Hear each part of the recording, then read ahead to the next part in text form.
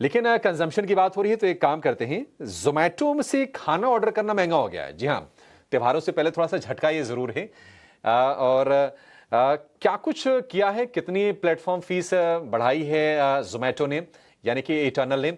इस पर कुछ डिटेल्स लेकर हमारी ये सहयोगी स्नेही हमारे साथ जुड़ रही हैं। स्नेही बताइए क्या किया है इटर्नल ने, और स्विगी के मुकाबले अगर हम तुलना करें तो कितना महँगा होगा अब खाना ऑर्डर करना ज़ोमैटो से?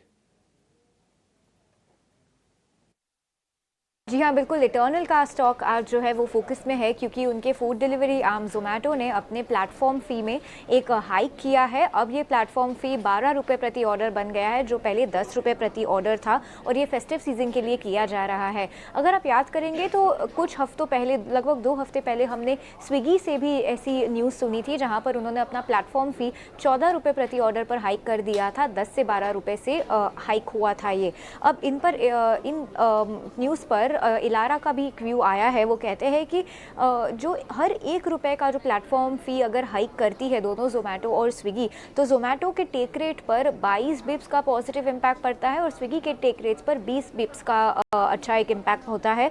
और एबिटा के बारे में बात करेंगे तो ज़ोमैटो के एबिटा पर इसका पॉजिटिव इम्पैक्ट है लगभग 110 करोड़ का और स्विगी के एबिटा पर इसका पॉजिटिव इम्पैक्ट है लगभग 120 करोड़ का।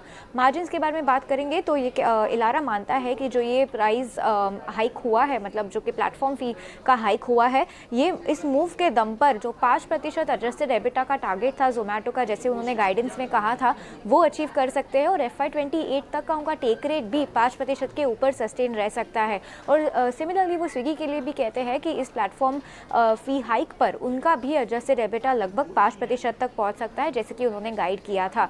अब आखिर में जानते हैं कि इलारा की राय क्या है इन दोनों स्टॉक्स पर। ज़ोमैटो पर उन्होंने अपना बाय रेटिंग बरकरार रखा है, टारगेट प्राइस रखा है ₹340 पर शेयर, और स्विगी पर उन्होंने अपना एक्यूमुलेट रेटिंग बनाए हुए रखा है और टारगेट रखा है ₹450 पर शेयर। तो इन दोनों स्टॉक्स पर हमारी नज़र है आज और आगे भी बनी रहेगी, क्योंकि दोनों ने अपने प्लेटफॉर्म फ़ी में एक हाइक अनाउंस किया है, ज़ोमैटो ने आज और स्विगी ने लगभग 2 हफ्ते पहले।